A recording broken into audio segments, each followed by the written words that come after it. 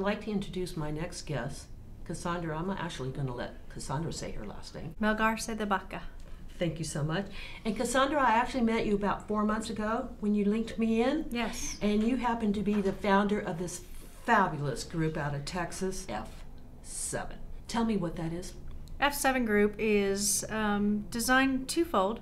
One, to empower female veterans and also women in military families, the moms, the wives, the sisters, the daughters, the ones who support the military family that tend to not be remembered when services are created for those who serve. On twofold. One is empowerment and retreat and just getting back to center, and the other is building them up as businesswomen. That was part of the conversation we had when I first spoke to you on the phone, is you are a graduate of V.H Yes. And can you tell us what that is? Actually, yeah, V.H is an organization designed to help women entrepreneurs as veterans, and that's where I came up with actually the idea for F7 Group. And I did that because I was excited about going to this organization and this thing for female veterans, and I was going to be able to network with like-minded women. And the keynote speech was, "I'm every woman, but am I an entrepreneur?" And the male professor got up and talked about what it was like to be a female veteran. A male professor. Who wanted to be an entrepreneur. And not to put the guys down, but I'm pretty sure he doesn't know what it's like to be a female veteran entrepreneur. And he lost most of the audience. And I left there a little bit frustrated thinking, why do we not have women veterans who have become successful entrepreneurs teaching other women veterans to be entrepreneurs? And as soon as I said that out loud, I realized that I was a successful entrepreneur. I had built a number of different businesses. I had relationships with very, very successful entrepreneurs and CEOs. Why wasn't I doing it? If anybody was going to do it, why wasn't I going to do that? Now, did you get an SBA loan? No, ma'am. I owned 2 businesses at the time, and I sold those to fund this myself. Very good, very good. And part of what you do are these magnificent retreats. Yes. Let's talk about those. Absolutely. So we have LSRs, the Lone Star Retreat, and it's what I like to call grown-up Girl Scout camp.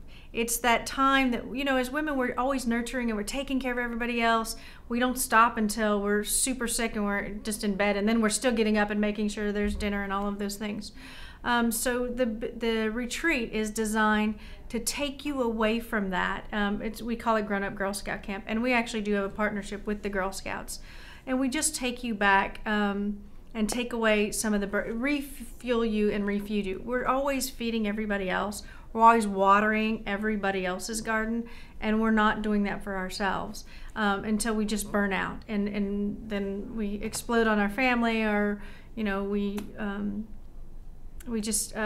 get to our wits' end and we don't know what else to do. So what the retreat is designed to do is to get you back to that place, but also working together, women working together. We've got veterans and spouses and moms who come together, women who normally have all their own groups, especially now. There's a lot of veterans groups, but they're post 9/11, pre 9/11. It's Army, Navy, it's enlisted officer, it's the spouse. But this is designed to take all of that away. We've got everything from a spouse to a general to everything in between. They come together, and it's just building their relationship and nurturing one another. And once we rebuild each other like that, then we can go build all these great businesses. We're very good at that. We're looking for the community to support us, but if we're not taking care of ourselves, if we're not taking care of one another, why would the community at large want to get involved anyway? Once we start taking care of each other, then the community at large will step in. And that's the whole purpose of the conference. Yes. It's a leadership, but really in actuality, it's empowerment for women veterans. Absolutely. Now, is this just restricted to the state of Texas? No, ma'am, it's not. We are based in Austin, Texas, but we have outreach coordinators throughout the country. And in fact, we are doing 3 retreats here in California in the spring. Still working on the locations, so we're still, it really will be supply and demand. The parts of the state that will engage and really have not just have the need, but will step in and help themselves. We're willing to go anywhere in the state of Texas, or anywhere in the state of California or Florida, or anything in between. And that's part of it too. We have a little friendly banter with California and Texas. California used to have the most female veterans, now Texas does. No. California has more. We actually Really? Texas has more female veterans Really? than California, 103 more. Okay. But it goes back and forth. But that's okay. If we're competing, so to speak, in a friendly way, like siblings, and we're increasing our services, who wins? Everybody. Absolutely. That's the Absolutely. whole idea. And then all these other states can look, and we start setting the bar.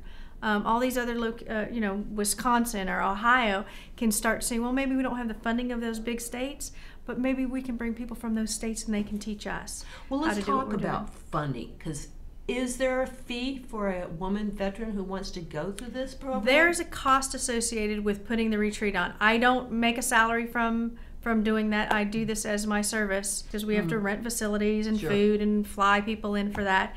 And we put that cost on our website. It's very transparent. And then we have a sliding scale. And you pick, it's honesty. You pick what you're able to pay.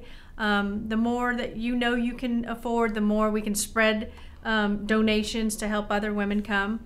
And then all we do is we ask that once you get to a place, wherever you want to be PTA president or you want to be a CEO, wherever you want to be, once we get you there, if you will then come back and help somebody else. But we also engage the local community. So things like, VFT or Swords of Plowshares, things that are already going in here. We say, okay, maybe you don't want to volunteer with F7 group, but we gave you a scholarship to our retreat.